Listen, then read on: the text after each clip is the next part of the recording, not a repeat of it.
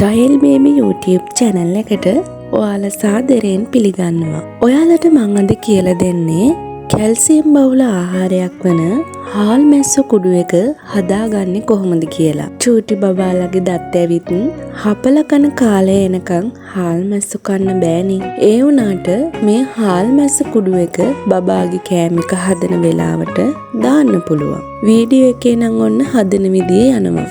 මම වීඩියෝ එක යන අතරතුර හාල් මැස්ස කුඩු එක හදන විදිය ගැන කියන්නම්. හාල් මැස්සගේ ඔළුව සහ බඩ ඉවත් කරලා හොඳින් 4 පාරක් පමණ සෝද ගන්න. මොකද හාල් මැස්සගේ කුඩා වැලි වගේ තියෙන්න පුළුවන්. ඊට පස්සේ හොඳින් වේලෙන්න හාල් මැස්සෝ අවුවේ වේල ගන්න ඕන.